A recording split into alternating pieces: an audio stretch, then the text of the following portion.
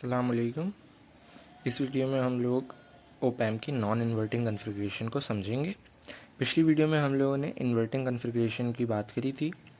अब इन्वर्टिंग और non inverting में सिर्फ फ़र्क इतना होता है कि इन्वर्टिंग में इनपुट जो होता है VI वो हमारे पास इन्वर्टिंग पिन पर होता है। इन्वर्टिंग पिन होती है नेगेटिव पिन और नॉन इन्वर्टिंग पिन होती है पॉजिटिव पिन। अब हमारे पास नॉन इन्वर्टिंग कॉन्फ़िगरेशन है तो यहाँ पर इनपुट किस पर होगा, प्लस की पिन पर। तो हमने इधर एक इनपुट लगाया हुआ है VI जो प्लस की पिन पर है। आउटपुट हमारे पास यहाँ पर होगा Vout। फीडबैक रेजिस्टर हमारे पास कौन सा है, R2। इस पॉइंट पर जो वोल्टेज होगा वो क्या होगा, V1। और यहाँ पर V2 होता है। अब क्योंकि इधर V2 हमारे पास किसके बराबर है, VI के, तो V2 VI के बराबर है। और यहाँ पर R1 है। अब R1 से जो करंट जा रहा है वो हमारे पास I1 कहलाएगा और यहाँ पर ये ग्राउंड हुआ है। अब हमारे पास क्योंकि यहाँ पर फीडबैक रजिस्टर लगा हुआ है तो इसके लूप बोल रहा हूँ, हमारे पास इसके गेन को क्या नाम देंगे, क्लोज लूप गेन। अब हमें पता है कि आउटपुट पे ओपैम्प का हमारे पास क्या फार्मूला होता है Vout निकालने का। Vout हमारे पास किसके बराबर होता है, gain into V2 minus V1। अब हम लोग आइडियल कंडीशन लेते हैं कन्फिग्रेशन को सॉल्व करने के लिए। तो आइडियल कंडीशन में ओपैम्प में हमारे पास जो गेन होता है, ओपन लूप गेन, हमारे पास किसके बराबर होता है, इन्फिनिटी के। तो यहाँ पर अगर मैं इन्फिनिटी लिखूंगा तो ये पूरी टर्म किसके बराबर हो जाएगी, ज़ीरो के। तो ज़ीरो के बराबर हो जाएगी तो V2 किसके बराबर आएगा, V1 के। तो हम लोगों ने क्या लिख दिया, V2 बराबर है V1 के। अब क्योंकि V2 बराबर था VI के तो यहाँ पर V1, V2 और VI तीनों बराबर हो गए। अब V2 VI के बराबर क्यों था, क्योंकि VI हमारे पास देखें इनपुट पिन 2 पर जा रहा है तो इसीलिए V2 और VI हमारे पास इक्वल है। V2 और VI हमारे पास इक्वल हो गए, किसके बराबर आ गए, V1 के।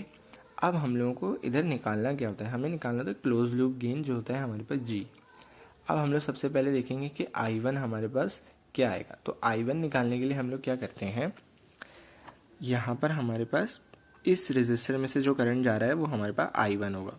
तो I1 निकालने के लिए हम लोग क्या करेंगे, वही नोडल एनालिसिस, इस नोड पे वोल्टेज माइनस इस नोड पे वोल्टेज डिवाइडेड बाय R1। तो इस नोड पे अगर मैं वोल्टेज मालूम करूँगा तो मेरे पास ज़ीरो आएगा क्योंकि ग्राउंड हुआ है। इस नोड पे वोल्टेज मालूम करूँगा तो V1 आएगा और डिवाइड करा दूंगा R1 से। तो zero minus V1 divided by R1। तो I1 हमारे पास क्या आएगा, zero minus V1 divided by R1। अब क्योंकि V1 जो है किसके बराबर है, V इनपुट के, तो V इनपुट लिख दिया। और I1 की इक्वेशन हमारे पास क्या बन गई, minus VI divided by R1। इसको हम लोग नाम देंगे इक्वेशन 1 का। इसी तरीके से रेजिस्टर 2 में से जो करंट जाएगा वो I2 होगा। तो यहाँ पर हमारे पास इस रेजिस्टर में से जो करंट जा रहा है वो I2। इधर भी हम लोग I2 मालूम करने के लिए नोड एनालिसिस लगाएंगे, इस नोड का वोल्टेज माइनस इस नोड का वोल्टेज डिवाइडेड बाय R2। तो इस नोड पे वोल्टेज मालूम करूंगा तो मेरे पास क्या आएगा, V1। इस नोड पे वोल्टेज मालूम करूंगा तो मेरे पास क्या आएगा, Vout। तो V1 minus Vout divided by R2। तो I2 में मैंने क्या लिख दिया, V input minus V output divided by R2। अब इक्वेशन 2 का नाम दे दिया I2 को। तो दो इक्वेशन आ गई, इक्वेशन 1 और इक्वेशन 2। अब हमें पता है कि यहाँ पर Z इनपुट जो है इन्फिनिटी के बराबर होने की वजह से I1 किसके बराबर होता है, I2। ये हमने पिछली वीडियो में देख लिया था। क्योंकि यहाँ पर हमारे पास Z इनपुट जो है इन्फिनिटी होता है, इनपुट इम्पिडेंस इन्फिनिटी होती है, तो इधर कोई करंट नहीं फॉलो होता, सिर्फ इत्तेफाक में कोई करंट नहीं होता।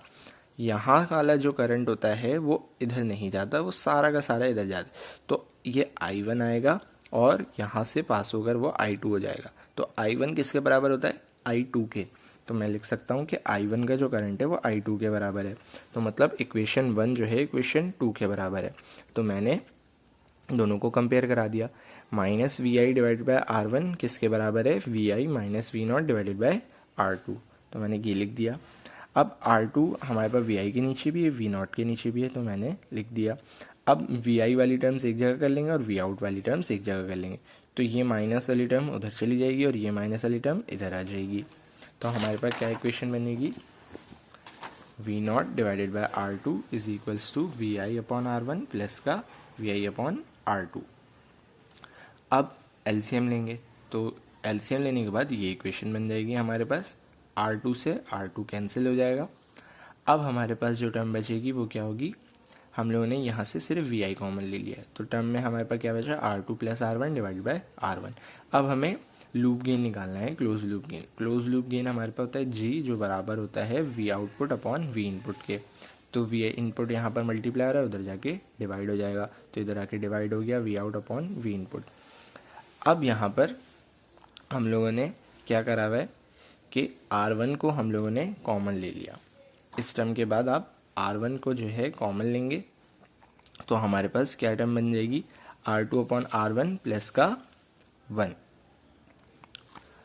तो ये चीज़ किसके बराबर है, क्लोज लूप गेन जो हमारे पास GV होता है वो किसके बराबर होता है, ये किसके बराबर आया है, 1 प्लस R2 अपॉन R1। तो यहाँ पर क्लोज लूप गेन भी हमारे पास आ गया। आई होप आप लोगों को समझ में आया होगा। अगर कोई भी क्वेश्चन हो तो आप लोग मुझे कमेंट बॉक्स में बता सकते हैं। And thank you so much and अल्लाह हाफिज़।